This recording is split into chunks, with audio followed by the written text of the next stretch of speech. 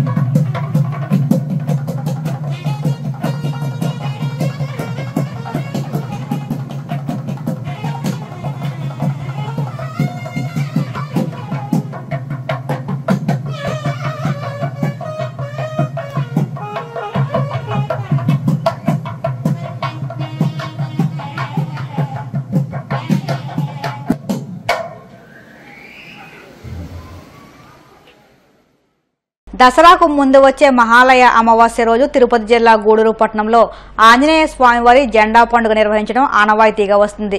జెండా పండుగ సందర్భంగా పలు కూడళ్లలో భారీ విద్యుత్ దీప కటౌట్లు ఏర్పాటు చేశారు. ఆంజనేయ స్వామి వారి చిత్రపటాన్ని ట్రాక్టర్పై నిలిపి గ్రామోత్సవం ఘనంగా నిర్వహించారు. ఈ సందర్భంగా ఏర్పాటు చేసిన బేతాళ మహంకాళి నృత్యాలు అందరినీ ఆకట్టుకున్నాయి. భక్తులు అధిక సంఖ్యలో జెండా పండుగ కార్యక్రమంలో పాల్గొన్నారు.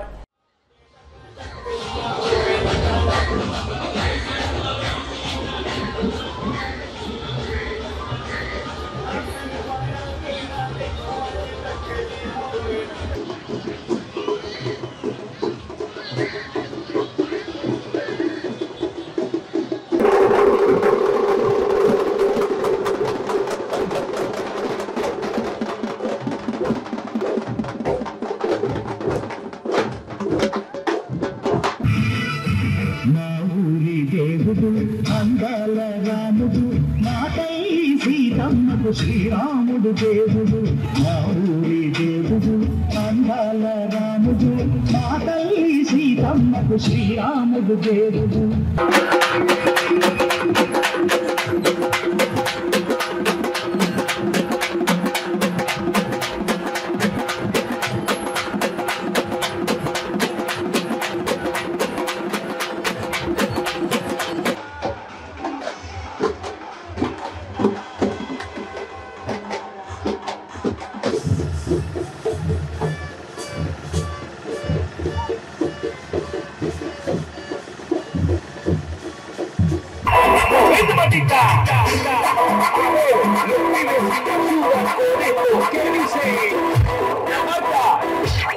Se mueve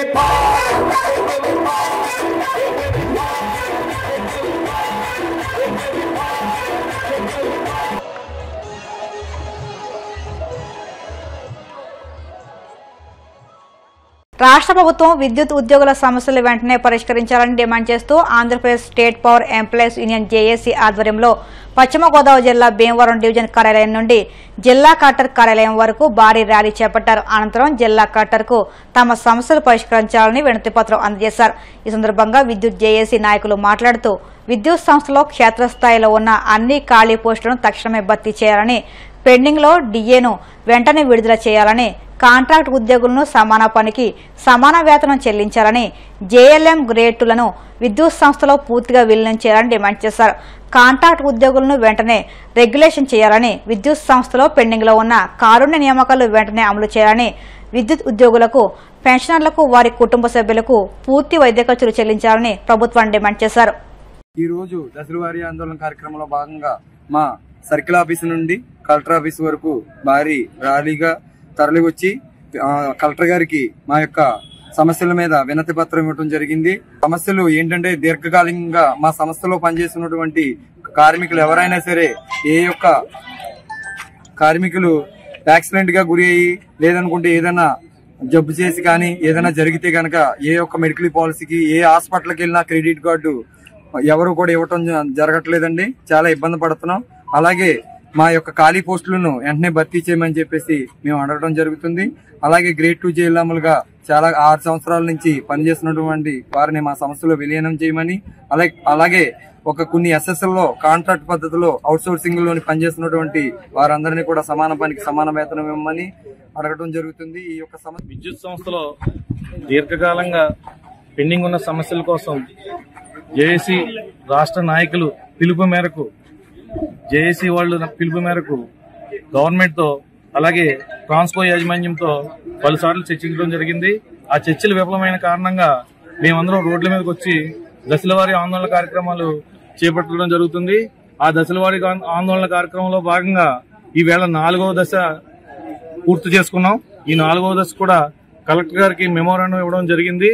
దీర్ఘకాలికంగా మా యొక్క సమస్యలు ఏమిటంటే అవుట్ సోర్సింగ్ ఎంప్లాయీస్ ను రెగ్యులర్ చేయాలి, వారికి సమాన పనికి సమాన వేతనం ఇవ్వాలి, అలాగే కారుణ్య నియామకాల విషయంలో పాత పద్ధతిని అవలంబించాలి, జేఎల్ఎం గ్రేడ్ 2లను సంస్థలో విలీనం చేసి వాళ్ళ ద్వారా డిపార్ట్మెంట్ లో అలాగే ఖాళీ ఉన్న ఏఎల్ఎం పోస్టులను ప్రమోషన్లు ఇచ్చి వాళ్ళ ద్వారా భర్తీ చేయాలి.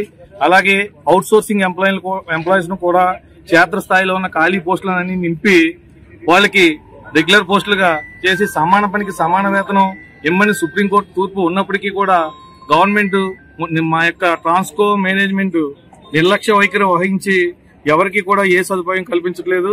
అలాగే కోరికలు న్యాయమైన కోరికలు ఈ న్యాయమైన కోరికలు తీర్చుకోవడం కోసం రోడ్ల మీదకి వచ్చి ఈవేళ ప్రజలకు ఇబ్బంది కలగకుండా ఈ యొక్క ధర్నా కార్యక్రమాలు నిర్వహిస్తున్నాం. గత కొన్ని సంవత్సరాలుగా విద్యుత్ యాజమాన్యానికి ప్రభుత్వానికి అనేక సార్లు రిప్రజెంటేషన్స్ ఇవ్వడం జరిగింది. కానీ ప్రభుత్వాలు మారుతున్నాయి కానీ విద్యుత్ కాంట్రాక్ట్ కార్మికుల జీవితాల్లో మాత్రం వెలుగులు రావడం లేదు. వాళ్ళ రెగ్యులర్ ఉద్యోగులతో పాటు సమానంగా పనిచేస్తున్న విద్యుత్ కాంట్రాక్ట్ కార్మికుల న్యాయమైన డిమాండ్లు ఏంటంటే విద్యుత్ సంస్థలు విలీనం చేసుకుని రెగ్యులర్ చేయాలని, సమాన పనికి సమాన వేతనం ఇవ్వాలని. ఈ డిమాండ్ల మీద ఎన్నో సంవత్సరాల నుంచి మేము డిమాండ్ చేస్తున్నాం. కానీ యాజమాన్యం మాత్రం మా డిమాండ్లు ఏమి కూడా పరిష్కారం చేయట్లేదు. అదే రెగ్యులర్ ఉద్యోగులకు సంబంధించి డిఏలు విడుదల చేయాలని, జేఎల్ఎం గ్రేడ్ 2ని విద్యుత్ సంస్థలో ఉన్నటువంటి రూల్స్ ని అమలు చేసి వాళ్ళకి ప్రమోషన్స్ ఇవ్వాలని, ఈ అన్ని డిమాండ్ మీద రెగ్యులర్ ఉద్యోగులు కాంట్రాక్ట్ కార్మికులు కలిసి ఈ రోజు నా కార్యశాలలోకి రావడం జరిగింది. మొదటి ఫేజ్ లో ఈ రోజు కలెక్టర్ గారికి రిప్రజెంటేషన్ ఇస్తున్నాం. విద్యుత్ యాజమాన్యం ప్రభుత్వం కనుక కల్పించుకుని మా న్యాయమైన డిమాండ్లు కనుక పరిష్కరించకపోతే 25వ తారీఖున రాష్ట్ర సిఐసి ఆధ్వర్యంలో జరిగేటువంటి మీటింగ్ లో తదుపరి కార్యాచరణ తీసుకుంటాం. ఎల్ఐసి ఏఓఐ యూనియన్ పోరాటాల ఫలితంగానే కేంద్ర ప్రభుత్వం జీఎస్టీని తగ్గించిందని భీమడోలు శాటిలైట్ కార్యాలయం ఎల్ఐసి ఏఓఐ గౌరవ అధ్యక్షుడు గోదావరి జగన్మోహన్ రావు అన్నారు. ఎల్ఐసి పాలసీలపై జీఎస్టీ నేటి నుంచి ప్రభుత్వం పూర్తిగా రద్దు చేసిన నేపథ్యంలో ఏలూరు జిల్లా భీమడోలులో విజయోత్సవాలు నిర్వహించారు. ఈ సందర్భంగా కేక్ కట్ చేసి పరస్పరం అభినందనలు తెలుపుకున్నారు. ఈ కార్యక్రమంలో భీమడోలు శాటిలైట్ యూనియన్ అధ్యక్షులు కమ్మెల సుబ్బారావు, సెక్రటరీ తలగళ్ల శ్రీనివాసరావు, కోశాధికారి సేమకుర్తి హనుమంతరావు తదితరులు పాల్గొన్నారు.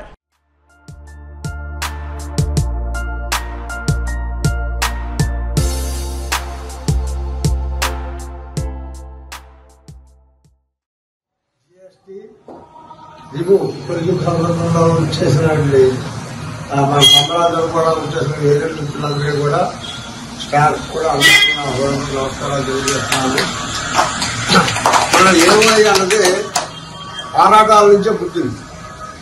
సేవ్ ఎల్ఐసి ప్రొటెక్ట్ ఏజెంట్ అనే నినాదంతో పుట్టింది.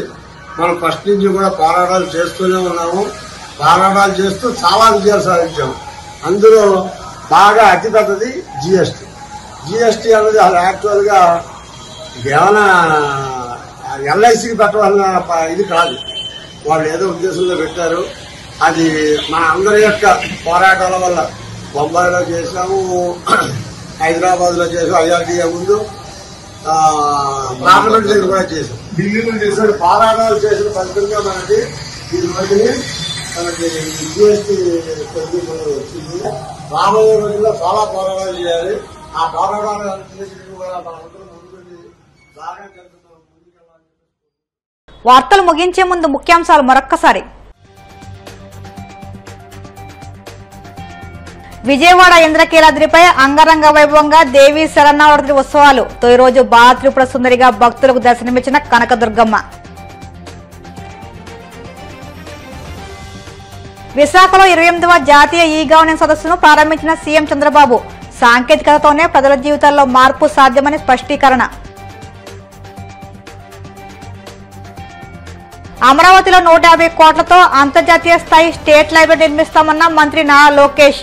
రాష్ట్రంలోని 170 నియోజకవర్గాల్లో మోడల్ లైబ్రరీల ఏర్పాటుకు ప్రణాళిక.